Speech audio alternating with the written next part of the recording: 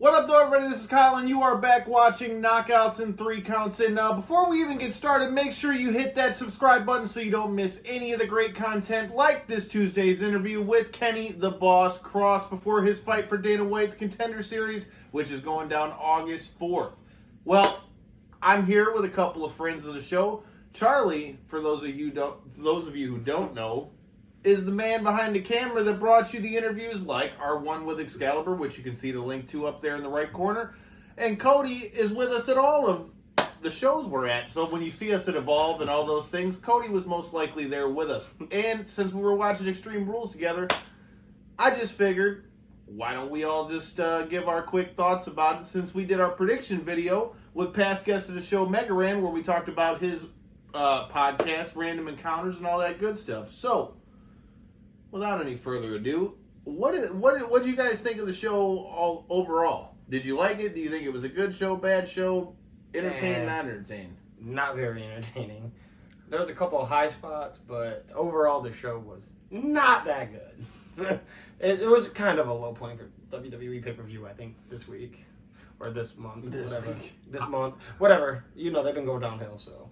I would say, for one word, it was a very efficient pay-per-view. It was about 2.5 hours. Quick. Yeah, fastest pay-per-view in most recent time for WWE lately. Not a lot of promo, just like quick. So I really enjoyed that, though. I feel like a lot of times it seems like not only WWE but pay-per-views in general can sometimes drag, and I think that, like Charlie said, they were very straight to the point. They were very straight to the point, and I thought that was good. Let's talk about the matches.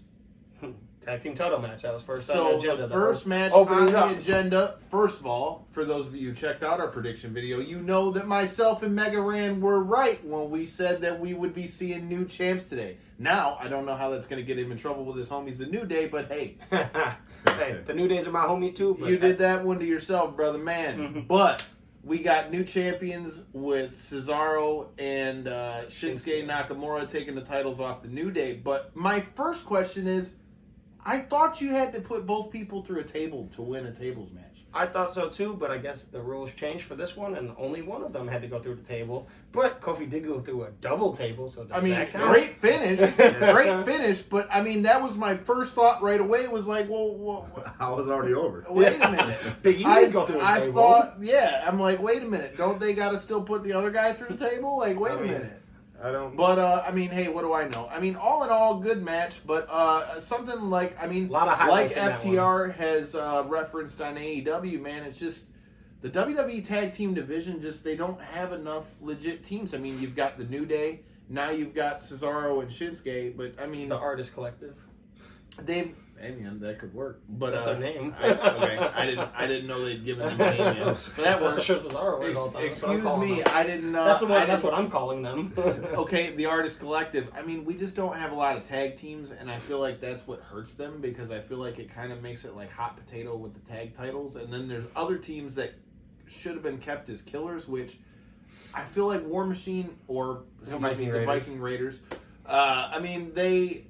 They've done some good stuff, but I don't know that all the comedy stuff, man. I don't know. The Street Profits lately? I mean, it's entertaining, but I don't know if it helps them. It doesn't help the Viking Raiders. You know, but it helps the Street Profits. All in all, this was a decent match. The tables match was a decent match, but like I said, I just was kind of scratching my head a little bit because I thought they both had to go through the table, but big finish on that one. I think in regards to WWE, especially with Raw, is that they're kind of guilty of just throwing two random singles guys together. I mean, they've had the association. I hate that so much. They've had the association with Nakamura and Cesaro, and they've been a team before, though. Yeah, but it's very like kind of seems like we don't got anything to do with you, so you go here, you go here, boom. Yeah, and I don't think that they believe that the NXT call-up tag teams with Viking Raiders and Street Profits and Forgotten Sons to get they're not prepared to get a prolonged tag title run, as you can see with Street Profits dropping their the Lucha House not prepared, or they don't want them to. I don't think it's that they're not prepared, but I mean,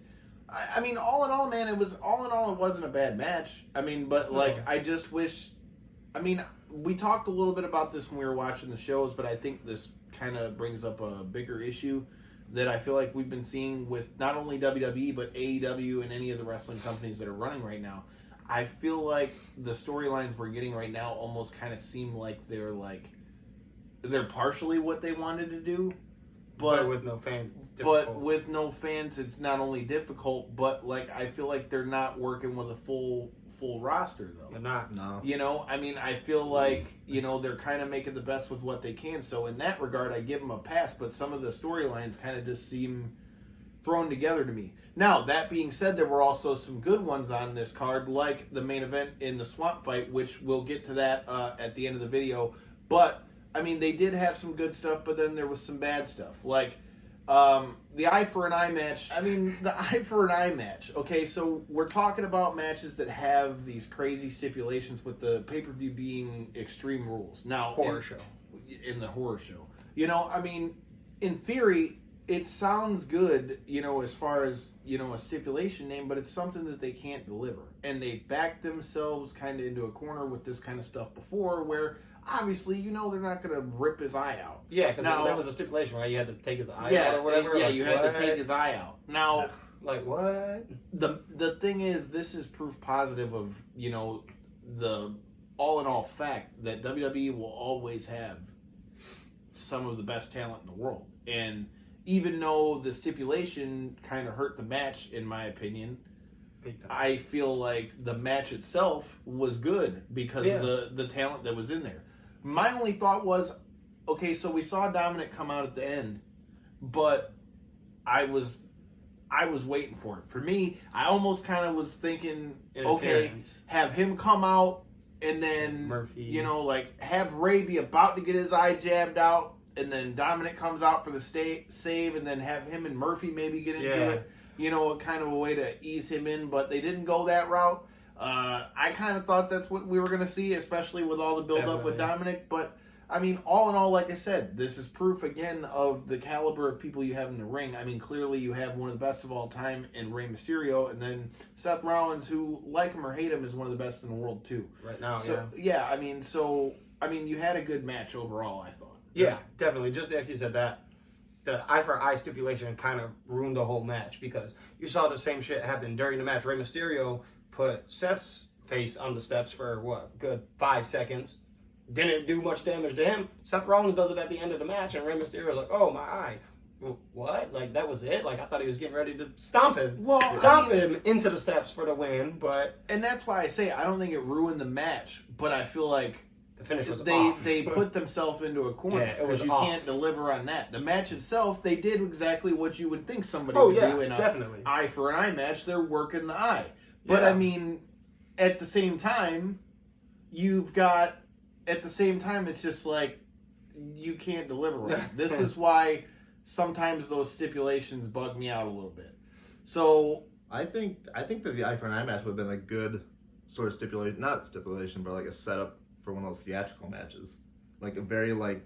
I kind of thought that might be what we were going to see. I mean, given that they're calling it an eye for an eye match, that's not the way they went with it. I mean, again, the match itself, awesome. Yeah. But... They delivered. They delivered during the match. Yeah, and as far as the match, man, it was great. I mean, period. I enjoyed that match very much. Yeah, the match was one of the better matches on the card tonight. It's just I feel like they couldn't deliver on the finish, and I feel like that wasn't any fault of Seth Rollins or Rey Mysterio. It's just the stipulation, right?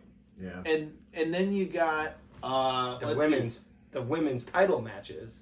All right, which one do you want to go over first? Let's go with Bayley. I like Bayley. Okay, so Bayley and Nikki Cross. This is another situation where I feel like the lack of stars built, I feel like gets them in trouble because the match itself was good, but my thing was it still kind of just had that feel like, to me, they didn't do enough to make me believe, well, you know, Nikki Cross is gonna win. Like, it kind of almost felt like she was just taking Alexa Bliss's place. Pretty much. I mean, and that's no knock to Nikki. Shout out to Bliss, though. And I mean, that's no knock to Nikki Cross, though. Nikki Cross is good. But this is where, like, if you pay attention to our show, which all of the past episodes can be found on Apple Podcasts, Google Play, Spotify, anywhere you find your podcasts, or here on YouTube. But this is where the lack of stars being built to me causes an issue, because think about it. That's why you got your Bayley biggest star in the women's division is gone because she's pregnant. True. You've got Bayley, who is the biggest star you've got right now, and then you've got the thing with her and Sasha. But I mean, it just kind of seems like, okay, after you get out of Bayley, Sasha, Alexa Bliss, nobody. and now Charlotte's gone too, and Asuka. Excuse me, I didn't want to forget Asuka at all. Asuka is great in my opinion. But we'll get to Asuka's match in a few minutes. Exactly. But I mean, the point I'm making here is there's not a lot of big names. When you can name all the big names in the women's division for both shows on one hand, that's kind of an issue. I like Lacey Evans. She's a big name, but that's my opinion. Well, I agree. She is, but I'm saying she had her shot, and Bayley's beat everybody else on the roster so far. Bayley's beaten everybody else. Except Nikki Cross, which now she just beat them. My point is, great champion. I love seeing long-term champions, but my thing is, okay, so who's next? Somebody from NXT, possibly. I mean, when they might just continue to run back the hits. Yeah. You know, go back to Alexa Bliss, and then swap the title opportunities. Yeah, I don't know where they go from here with this one. I mean, Bayley's been a great champion. I feel like it's going to eventually get to a point where anyone who's watching can tell they're going to end up having a split between Bayley and Sasha. Now, who's going to go heel now that Bayley's become a heel? Is heel. You know, what's going to happen with that, I don't know. But, I mean, to me, that seems like the obvious progression of that they're going to turn on each other. You know, that they're going to eventually turn like any good thing. But the one thing that I want to point out in this, even with all the clunkiness, the finish was great. To have her Asuka accidentally spit the mist into the ref's eyes so he legitimately couldn't see. Then to have Bayley put the shirt on. Yep. Then have Bayley come in and she does the count. So technically Asuka is still the champion, but because it wasn't an official referee. But I mean, that's classic heel stuff. I love seeing that stuff. Having Sasha and Bayley both be champions. That gives you about 3 weeks of material in and of itself, honestly, that you can work with. You hold on to that title for another 2 weeks. Say, right, they're both ended the tag team champions right now, so they're going to be bouncing between both shows anyway. I mean, you could create mutiny on the roster. I mean, all in all, it's like I said, good match. Again, I don't know where they go from here. Hopefully, they can build somebody up, which they will, to face Bayley. But again, I still say that it's eventually going to be leading to a breakup for the quote-unquote best friends. Let's talk about the match that didn't happen. What are your thoughts on MVP and Apollo Crews not happening? I hope it's not because Apollo is sick or anything of that nature with what's going on with COVID and all that. Does MVP deserve the title due to forfeit? Maybe are they going with the storyline this way, or is Apollo Crews actually legitimately sick and can't be in the WWE for set amount of time? Because we've seen this happen in the past with stars losing titles. Sami Zayn can't wrestle because he can't leave the country. All that stuff. So hopefully Apollo Crews is actually healthy, and maybe this is just a storyline that will pick up tomorrow night on Monday Night Raw. But I mean, my thoughts, I hope Apollo is actually good, and we'll see what MVP has in store for us tomorrow, I guess. Pretty much. I echo the same thing as you guys with that one. All right, what's next? So we talked about Bayley's title match. Well, let's talk about Sasha's title match. Sasha took on the Empress of Tomorrow, Asuka. Again, in what was a very good match. Yeah. Asuka, if you pay attention to the show at all, we've said for so long how underrated Asuka has been. And, I'm glad to see her get a title run. I wish it were under better circumstances, but she's still gotten another run with the title. That being said, it was solid. It was a good match.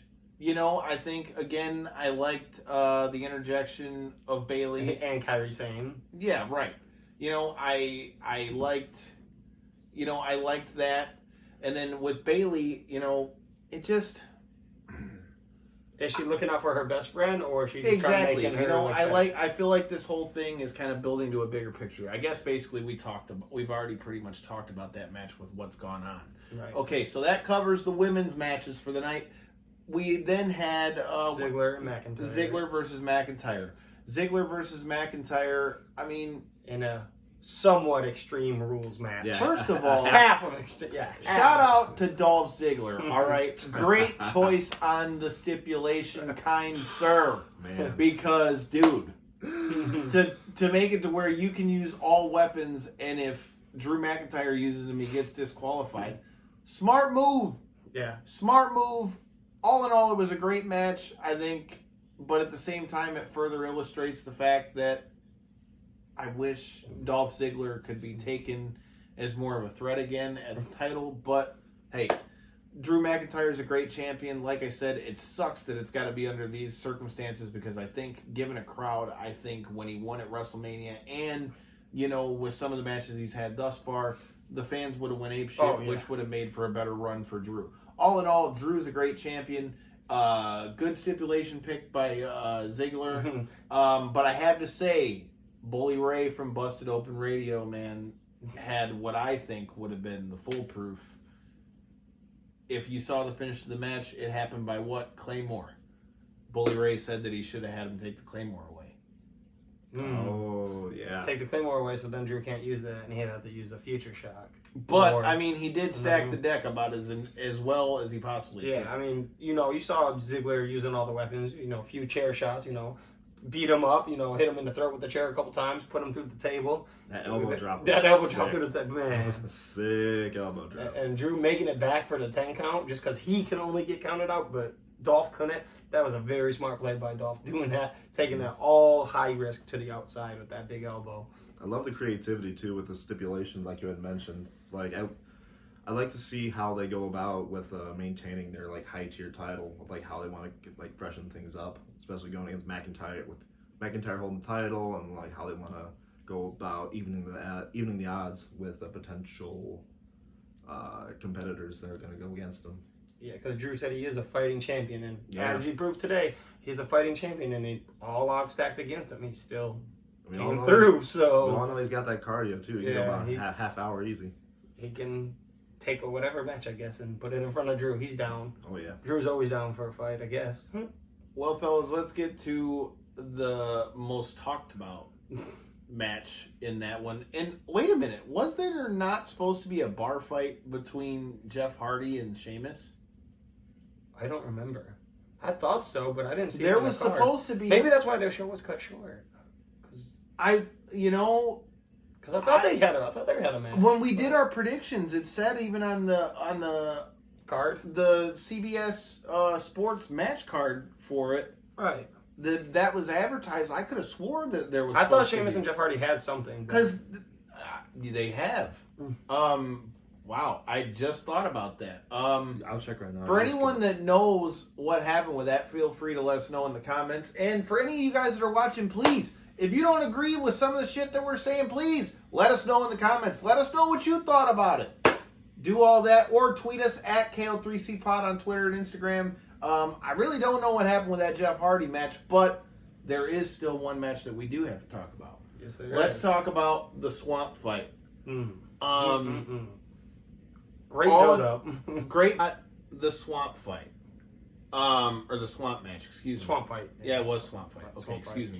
me. So either way, the swamp fight, I thought was very well done. Great build-up throughout the night of the show and in the weeks to lead to it. I really liked the flashbacks to Bray's time as the leader of the Wyatt family and Braun's time on the Wyatt compound. I thought it was a good job of Bray to really try to pull the mind games with him, and trying to use that kind of thing. I mean, all in all, I enjoyed it. What were some of the things that stuck out for you guys in the match? What did you guys think? Alexa Bliss. I was leaving that one for you. Oh man, go ahead. That Alexa Bliss spot. Go into tangent. That was pretty damn good. I can't lie. That kind of was funny. It made a lot of sense. You know, I mean, I kind of thought it was going to be Sister Abigail at first trying to make her debut, but hey, I'm glad it was Alexa Bliss because it showed the flashbacks with the mixed match challenge with Braun and Alexa. So, you know, it showed him like chasing and trying to save Alexa Bliss like he's done in the past. So that made a whole lot of sense to me, and I enjoyed every second of that. I thought that was really well done. At first, it took me a second. I'm like, damn, that was well done. You know, playing off the Team Little Big thing from Mixed Match Challenge. Yeah. I mean, that was very good. Charlie, what about you? What were the things that stuck out for you? Well, I was going to piggyback off of his point saying about Sister Abigail potentially being like a fluid entity. I thought that right when we saw the snake. What did I say? I was like, there it Sister goes, it's Abigail, Sister right there. Abigail. Yeah. You know, that's the one thing with the Wyatt family that I've always kind of Wondered about.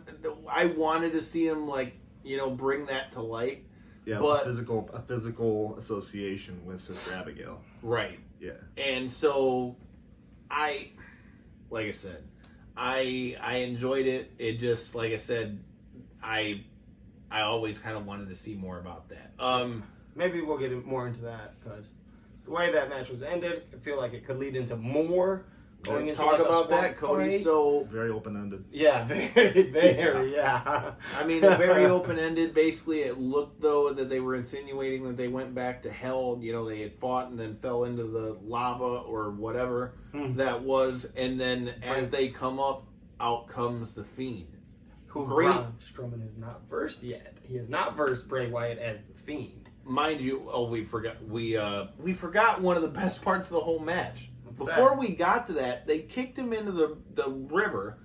And then, dude, it looks like they're just gonna leave it like they're with him in when the water. the They bring up the credits little. came up, They yeah. bring the little credits come up, and then out comes Bray's hand to pull him down. So where they got to the hell part, that was a great part done. Yeah. Overall, cinematically, man, I mean, it just proves like the production level at WWE and Production level of nowadays, what you can do with matches when you take time. Yeah. right. But I'm just saying, seeing that you don't see quite that level of production when you see the same thing from other companies. Is my point. Right. But I mean, all in all, great match, and and a lot of people are going to complain because they didn't give a definitive ending. But for me, I like it because now it actually gives you a reason. Well, what the hell's going to happen? Well, you got to kind of tune in to SmackDown to find out, and you need to hit that subscribe button, that like button, that follow button, smash them all because you don't want to miss this Tuesday's interview with Kenny the Boss Cross before he goes to war on Dana White's Contender Series, brings home that W in that 4-fight UFC contract. So make sure that you followed and subscribed. And until next time, I want to give a special thank you to Cody and Charlie for jumping in with us. Let us know what you think in the comments. Do you agree with us? Do you not agree with us? What did you think of the show? Check it out. Let us know. Peace.